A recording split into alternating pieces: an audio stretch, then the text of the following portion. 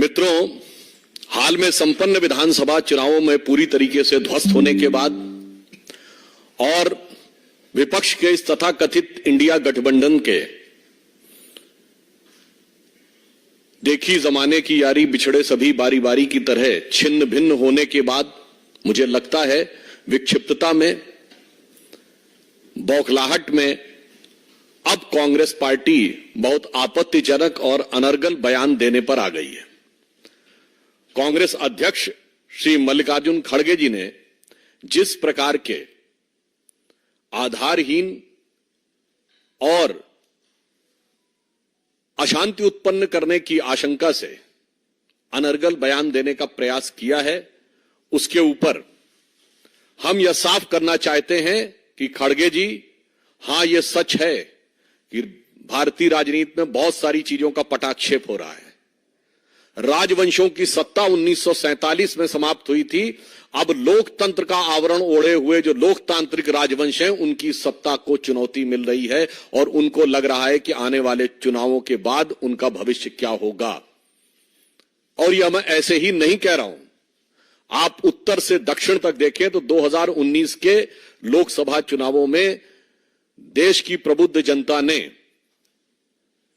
Entitlement के आधार के ऊपर जो लोग लोकतंत्र के नाम पर राजतंत्र चला रहे थे, चाहे कश्मीर में अब्दुल्ला और मुफ्ती परिवार हो, वो लोग चुनाव हारे, पंजाब में बादल परिवार चुनाव हारा, हरियाणा में हुड्डा परिवार चुनाव हारा, अशोक गहलोत जी का बेटा चुनाव हारा, उत्तर प्रदेश में अखिलेश यादव जी की पत्नी चुनाव हारी, चौधरी अजीत सिंह और उनके बेटे चुनाव हारे, बिहार में लालू प्रसाद यादव जी की बेटी चुनाव हारी, फिर चाहे तेलंगाना में केसीआर जी की बेटी चुनाव हारी हो, अथवा परिवारवाद के सबसे बड़े प्रतीक श्री राहुल गांधी जी चुनाव हारे। तो खड़गे जी, यह सत्य है। जो आपको डर लग रहा है कि इसके बाद ये लोकतांत्रिक राजवंशों के लिए चुनाव का भ्रम जनता के सामने रखकर राजनीति करना संभव नहीं हो पाएगा, क्योंकि अब भारत में वास्तविक लोक सत्ता का प्रादुर्भाव हो गया है। सो वॉट एवर श्री खड़गे जी saying, it is real meaning is that those dynastic politics under the garb of democracy, which is continuing, which has been totally discarded by voter in the last election, now seems towards an eclipse, and the true emergence of true democracy is there in the offing, जिसमें भारत के सभी युवा और सभी मतदाता, जो प्रधानमंत्री जी ने कहा है, भारत का गरीब, भारत का किसान, भारत की महिला और भारत का युवा अपनी शक्ति के साथ उभर कर सामने आ रहा है। वैसे ये लोग जो लोकतंत्र की बात करते हैं, तो मैं याद दिला देना चाहता हूं, कांग्रेस पार्टी के पहले प्रधानमंत्री श्री जवाहरलाल नेहरू 0 वोट पाकर प्रधानमंत्री बने थे। अप्रैल 1946 में कांग्रेस कार्य समिति की बैठक में 16 कांग्रेस कमेटियों में से एक ने पट्टाभी सीतारमैया को और एक ने कृपलानी जी को वोट दिया था, और बाकी सारे के सारे वोट सरदार पटेल को मिले थे और 0 वोट जवाहरलाल नेहरू को मिले थे। और इस बात की, उस घटना के अंदर का point by point, minute by minute reference Kripalani की किताब माय डेज विद गांधी में है, मौलाना आजाद की किताब इंडिया विंस फ्रीडम में है, दुर्गा दत्त की किताब India from Curzon to Nehru and thereafter में है। और जो अंतिम प्रधानमंत्री हुए, हो सकता है कि वो व्यवहारिक दृष्टि से कांग्रेस पार्टी के अंतिम ही प्रधानमंत्री भविष्य के लिए सिद्ध हों, doctor Manmohan Singh, the accidental prime minister, उनको कोट कर रहा हूं। प्रणब मुखर्जी जी की पुस्तक का विमोचन करते समय सोनिया गांधी जी की उपस्थिति में स्वयं डॉक्टर मनमोहन सिंह जी ने कहा कि जब मुझे प्रधानमंत्री बनने के लिए कहा गया तो मैं प्रणब दा के पास गया, मैंने कहा प्रणब दा आप मुझसे अधिक योग्य हैं। डॉक्टर मनमोहन सिंह कहते हैं प्रणब दा आप सबसे अधिक योग्य हैं, मगर मैडम ने मुझे कहा है। लोकतंत्र का अद्भुत स्वरूप है। पहले प्रधानमंत्री से लेके अंतिम प्रधानमंत्री तक, 0 वोट से लेके 0 वोट तक प्रधानमंत्री बनाने वाले लोग आज कहते हैं कि लोकतंत्र हमें समझ में नहीं आता है और लोकतंत्र के वास्तविक रक्षक वो हैं।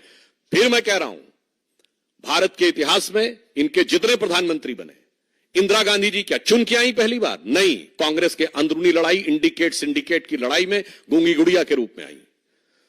स्वर्गीय राजीव गांधी जी का चुन के आए? नहीं, इंदिरा जी की दुखद हत्या से उपजी परिस्थितियों के कारण बनाए गए।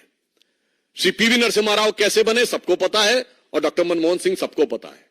तो भारत के राजनीतिक इतिहास में लोकतांत्रिक ढंग से अगर किसी पार्टी के 2 ही प्रधानमंत्री चुन के आए, जो जनता के सामने हमने रखा यह प्रधानमंत्री होना चाहिए और जनता ने चुन के कहा यही प्रधानमंत्री होना चाहिए, एक श्री अटल बिहारी वाजपेयी और एक श्री नरेंद्र मोदी। क्या बात करते हैं। और जहां तक लोकतंत्र की रक्षा की बात है, तो जवाहरलाल नेहरू जी ने मजरूर सुल्तानपुरी को 2 साल इसलिए जेल में रखा था कि उन्होंने आर्टिकल लिख दिया था कि नेहरू जी की स्टाइल ऑफ फंक्शनिंग में हिटलर की झलक नजर आती है। और आज हिटलर की मौत कितने क्या क्या बोला जाए, कब्र खुदेगी, कुत्ते की मौत जैसे शब्द बोलकर जलवाए जलाल से जलवा अफरोज हो रहे हैं और कह रहे हैं लोकतंत्र नहीं है। फिर आप देखिए, और इतना ही नहीं, मौलाना आजाद ने अपनी किताब इंडिया विंस फ्रीडम में लिखा है कि नेहरू जी को किसी दूसरे की तारीफ बर्दाश्त नहीं थी अपने सामने। ये वो 40 पेज हैं जो उन्होंने कहा था कि उनकी मृत्यु के 30 साल बाद प्रकाशित किए जाएं, जो 1988 में प्रकाशित हुए थे। आइए साहब, राजीव गांधी जी के जमाने में एक अखबार उनके खिलाफ लिख रहा था तो उसके ऊपर इनकम टैक्स का छापा और बिजली काट दी गई थी। और आज की युवा पीढ़ी को याद रखना चाहिए, राजीव गांधी जी के जमाने में एक पोस्ट एंड टेलीग्राफ एक्ट आया था, जिसमें सरकार को यह अधिकार दिया गया था कि वो जिसकी चाहे चिट्ठी खोलकर पढ़ सकती और आपत्तिजनक बात लिखे तो कार्रवाई भी हो सकती। जैसे आप कल्पना करिए कि सरकार आज आपके सारे कम्युनिकेशन पढ़े और पढ़कर केवल उसी के आधार पर कार्रवाई कर सके। वो तो ज्ञानी जैल सिंह जी ने उसे पास नहीं होने दिया था।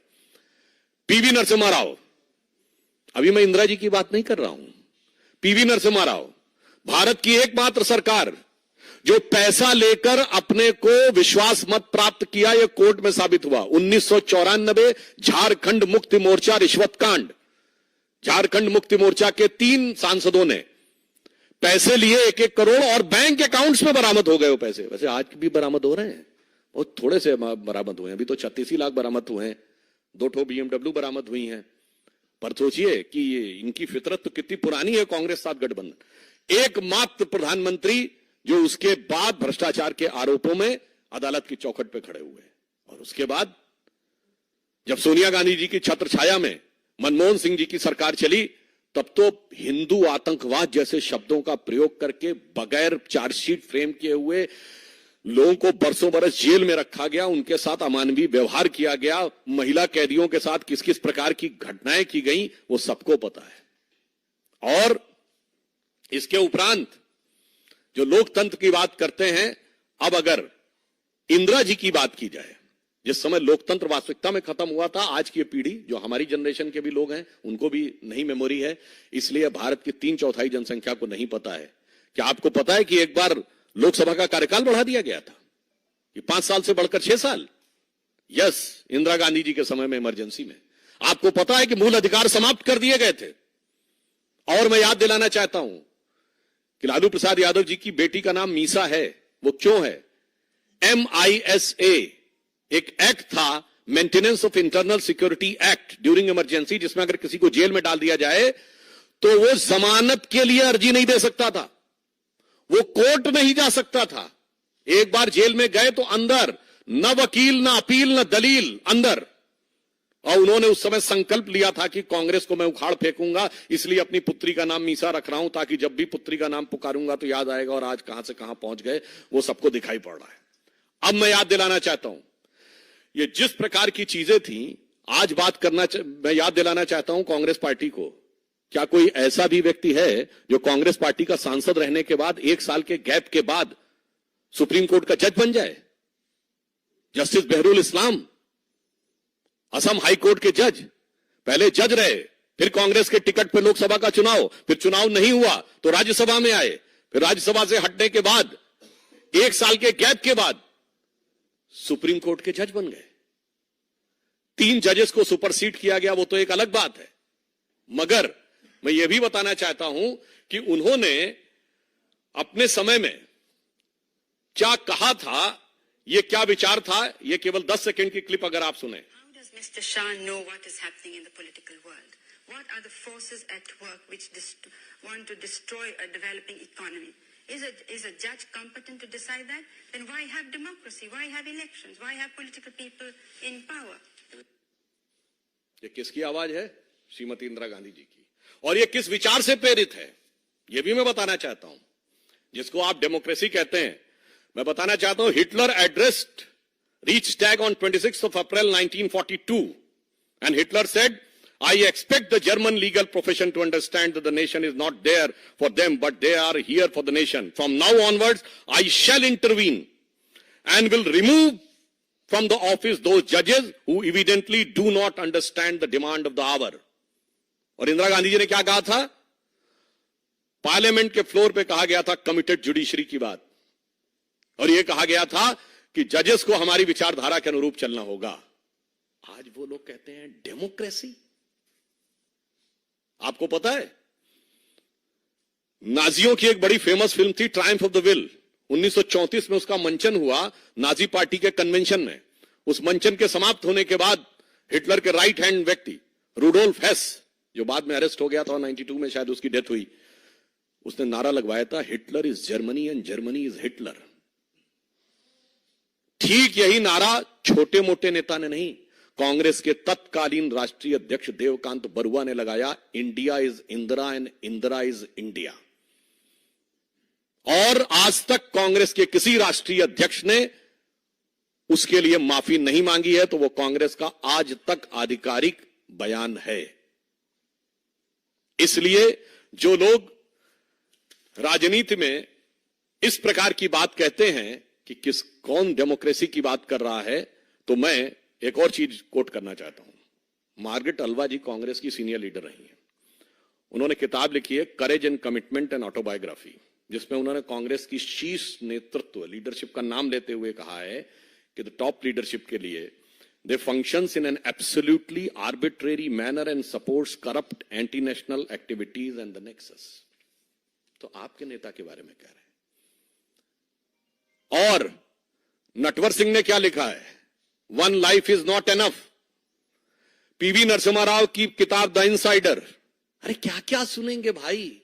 तो मैं साफ बात कहना चाहता हूं, यह सच है, जो आर्बिट्रेरी अधिनायकवादी शक्तियां थीं, उनके हाथ से अब सत्ता को निर्णायक रूप से जाने का समय आ गया है। और यह साफ दिख रहा है। वहीं श्री नरेंद्र मोदी जी के नेतृत्व में भारत एक नए स्वरूप की तरफ आगे बढ़ रहा है, जहां पर कि 44 करोड़ लोगों को मुद्रा योजना के तहत लाभ मिला है, जनधन योजना के 50 करोड़ अकाउंट बने हैं, 4 करोड़ गरीब लोगों को आवास मिला है, सत्ता में सबको सम्मान, सबको स्थान मिला है। वैसे एक और बात बता दूं, भारत के इतिहास में एक ही प्रधानमंत्री हैं, श्रीमती इंदिरा गांधी जी। कोर्ट ने जिनको करप्ट प्रैक्टिसेस और माल प्रैक्टिसेस के लिए दोषी साबित कर दिया, उसके बाद उन्होंने कोर्ट के निर्णय को रौंद दिया। और एक ही बार नहीं रौंदा गया, 2 बार रौंदा गया। 1985 शाहबानो केस, कि जब लगा सुप्रीम कोर्ट शरिया के खिलाफ जा रहा है, तो supreme court has been trounced by the brutal majority in the parliament in favour of शरिया, and this was a secular state. वरना दुनिया में कोई एक सेक्युलर स्टेट का उदाहरण बताएं जहां शरिया सर्वोच्च न्यायालय से ऊपर हो। इसलिए मैं बताना चाहता हूं, और एक और बात बता दूं, इंदिरा जी के खिलाफ जो चुनाव लड़े थे राजनारायण जी, वो संयुक्त सोशलिस्ट पार्टी के थे, संसोपा जिसको कहते थे। वही तो पिछड़े वर्ग के आरक्षण की बात कहती थी, उसके तो खिलाफ खड़े थे। अब आज आप कहते हैं गणना करवाएंगे। जब हाथ में सारी सत्ता थी तब तो कुछ किए नहीं, तब तो सदैव विरोध में रहे, और आज आके कहते गणना करवाएंगे। इसलिए मैं अंत में कहना चाहूंगा कि खड़गे जी ने एक और जो गंभीर बात बोली है, वो मैं सारे करोड़ों देशवासियों से कहूंगा, इसको गंभीरता सोचिए। उन्होंने कहा कि हम गुलाम थे, और कहते हैं कि तुम लोग गुलाम के भी गुलाम थे। यह गुलामी की मानसिकता है। आप कह रहे हैं कि हम दुनिया के एक विचित्र देश बताए जाते हैं कि जो 1000 साल तक गुलाम रहा, फिर भी जो समाज में विकृतियां आई, समस्याएं आई, उसका कारण शासक वर्ग नहीं था, हम थे। ये कौन सी गुलामी की मानसिकता है भाई? आप खुद सोचिए ना। मतलब हम खुद मुख्तार गुलाम थे, मतलब गुलाम भी थे और डिसाइड हम कर रहे थे। जो हमें काट रहे थे, जो हजारों की खोपड़ियों का ढेर बना रहे थे, जो बंगाल फेमाइन में हमको मार रहे थे, वो जिम्मेदार नहीं थे। जो कट रहे थे, मर रहे थे, भूखों मर रहे थे, वो जिम्मेदार थे। 1000 साल में समाज में जो आया, कांग्रेस इस गुलामी की मानसिकता का प्रतिनिधित्व करती है। इसीलिए मैं कहना चाहूंगा कि अब वस्तुस्थिति यह है कि जो हम किसी जमाने में कहते थे ना, उगा सूर्य कैसा कहो मुक्ति का ये उजाला करोड़ों घरों तक न पहुंचा, मोदी जी के आने के बाद उस करोड़ों घरों तक पहुंचा है। अब कांग्रेस की इस गुलामी की मानसिकता के लिए जो अंग्रेजों ने दी थी वो आज तक उनके दिमाग में है। तो कहना चाहता हूं ना, संयम व्यवस्था न एकात्मता है, भरी है अभी तक मनों में गुलामी, वही राग अंग्रेजियत का पुराना सुनाते बड़े लोग नामी गिरामी। बहकती मदिर जिंदगी की लयों में अभी मुक्ति गायन स्वरों तक न पहुंचा, उगा सूर्य कैसा कहो मुक्ति का ये उजाला करोड़ों घरों तक न पहुंचा। मतलब अभी भी बहकते कदम हैं, स्वतंत्रता का, मुक्ति का वास्तविक गायन उनके कान में नहीं पहुंच पाया है। इसलिए यह सच है कि गुलामी की मानसिकता से इस देश को मुक्त करने का निर्णय जो देश की जनता ने लिया था, I am quoting again, on 18th of May 2014 the Sunday guardian of London, जिन्होंने हमें गुलाम बनाया, उनके अखबार को कोट कर रहा हूं। उन्होंने लिखा था कि 16th of May 2014, जिस दिन मोदी जी के नेतृत्व हमें स्पष्ट बहुमत की सरकार मिली, should be known as a day of second independence in India, and the शीर्षक था it was second tryst with India's destiny. क्योंकि उन्होंने कहा कि लंबे समय तक स्वतंत्रता के बाद उस विचार का शासन रहा जो ब्रिटिश कॉलोनियल लीगेसी को रिप्रेजेंट करता था। पहली बार एक ऐसे हाथ में एब्सोल्यूट पावर आई है, अटल जी के समय में एब्सोल्यूट पावर नहीं थी, एब्सोल्यूट पावर आई है जिसका इंसेप्शन एंड इंस्पिरेशन यानी उत्पत्ति और प्रेरणा में ब्रिटिश कॉलोनियल लीगेसी से कोई लेना देना नहीं है, जो पूर्णता भारतीय है। इसलिए ये कांग्रेस और कांग्रेस गोत्र के जितने दल हैं, उन सब के लिए भविष्य निश्चित रूप से निर्णायक अवसान की तरफ बढ़ रहा है, और उसी कारण वो भयाक्रांत होकर इस प्रकार की अनर्गल बातें कर रहे हैं। और एक बात और कहना चाहूंगा कि अभी जो कुछ झारखंड में चल रहा है, आपने देखा कि थोड़ी मात्रा में धन प्राप्त हुआ है, क्योंकि उनके लिए तो 36 लाख बहुत थोड़ा सा है। अज्ञात स्थान से लोकतंत्र का संचालन हो रहा है। मतलब आप सोचिए कि नॉन ट्रेसेबल चीफ मिनिस्टर, कैसी डेमोक्रेसी की रक्षा हो रही है। और वो कह रहे हैं हम डेमोक्रेसी की रक्षा करेंगे, और ये वही है जो 1994 में कांग्रेस का साथ दिए थे। झारखंड मुक्त मोर्चा रिश्वत कांड, 350 करोड़ कांग्रेस के सांसद के यहां से बरामद हो चुका है। भाई, इतनी हकीकत सामने आने के बाद फिर यदि आप कहते हैं कि आप लोकतंत्र की रक्षा करने की बात कर रहे हैं, तो देश की प्रबुद्ध जनता समझती है।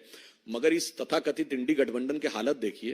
पहले उत्तर प्रदेश में मायावती जी ने कह दिया हम नहीं रहेंगे, पंजाब में केजरीवाल जी ने कहा हम नहीं रहेंगे, राहुल गांधी बंगाल के दरवाजे पहुंचे तो ममता जी ने कहा हम भी नहीं रहेंगे, वो बिहार के दरवाजे पहुंचे तो पता चला गठबंधन ही टूट गया और नीतीश जी एनडीए में आ गए। तो मैं on the lighter note Congress के लोगों से कहना चाहूंगा कि श्री राम जन्मभूमि की प्राण प्रतिष्ठा के मुहूर्त पर वो लोग बहुत सवाल उठाते थे, तो मैं उनसे कहूंगा जरा राहुल गांधी की यात्रा किस मुहूर्त में शुरू की थी, जरा किसी योग्य ज्योतिषाचार्य से इस बात में विचार कर लें, क्योंकि जहां जहां चरण पड़े राहुल के तहता बंटाधार होता चला जा रहा है। तो मैं अंत में इस इंडी गठबंधन के लिए कहना चाहूंगा कि भाई, अब जितने भी चेहरे लगा लो, ये भ्रष्टाचार तुष्टीकरण छुपने वाला नहीं है। तुम चाहे जात बिरादरी की बात कर लो या लोकतंत्र खत्म होने का झूठा प्रपंच कर लो, तुम्हारे घर की हकीकत नहीं छुप सकती, क्योंकि अब जनता आपके चेहरे को देख रही है। तो ये पंक्ति के साथ समाप्त करता हूं जो इंडी गठबंधन पर लागू होती है कि अब जो चेहरे से ही जाहिर है छुपाएं कैसे, अब जो चेहरे से ही जाहिर है छुपाएं कैसे, तेरी मर्जी के मुताबिक नजर आए कैसे, घर सजाने का तसव्वुर हुआ बात की बात। मतलब चेयरमैन और कोऑर्डिनेटर छोड़ो, घर सजाने का तसव्वुर हुआ बात की बात। अब तो मुश्किल है कि इस घर की हकीकत को छुपाएं कैसे। 350 करोड़ से लेकर 36 लाख तक दिख रहा है। धन्यवाद।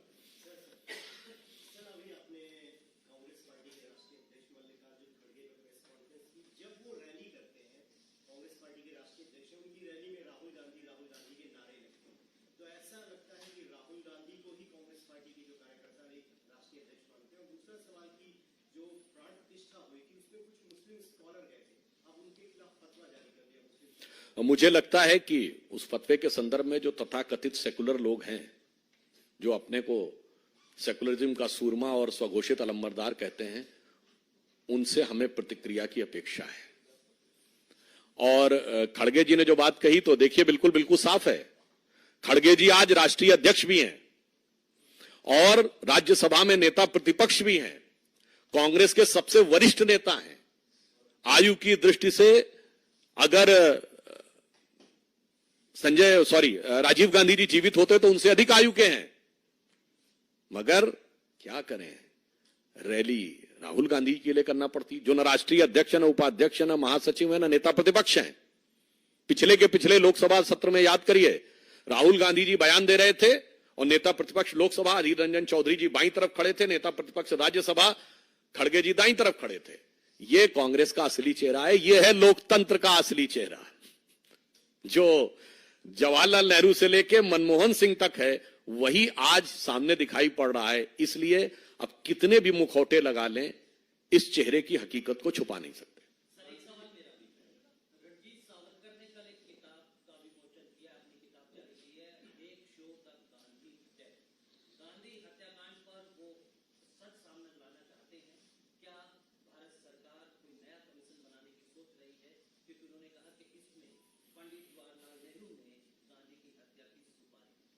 देखिए, महात्मा गांधी कोई एक सामान्य व्यक्ति नहीं थे, उनको इस देश में वो दर्जा प्राप्त था कि उन्हें राष्ट्रपिता तक की संज्ञा दी गई। तो एक विचार थे, वैचारिक अधिष्ठान थे। अगर देखा जाए तो गांधी की आत्मा क्या थी? उनका नित्य का भजन था रघुपति राघव राजा राम, राजनैतिक दर्शन था राम राज्य, और अंतिम शब्द था हे राम, जो आज तक उनकी समाधि पे लिखा है। और गांधी जी की आत्मा की वास्तविक हत्या उस दिन हुई जिस दिन गांधी नाम के स्वयंभू उत्तराधिकारियों ने कोर्ट में हलफनामा दे दिया कि राम काल्पनिक थे, अर्थात महात्मा गांधी की समाधि पे लिखे हुए राम को, यानी गांधी के दर्शन को, भजन को, शब्द को झूठा कह दिया। मुझे लगता है महान व्यक्तित्वों की आत्मा के साथ ऐसा दुर्धर्ष प्रयोग करने वालों को जनता उचित दंड देगी।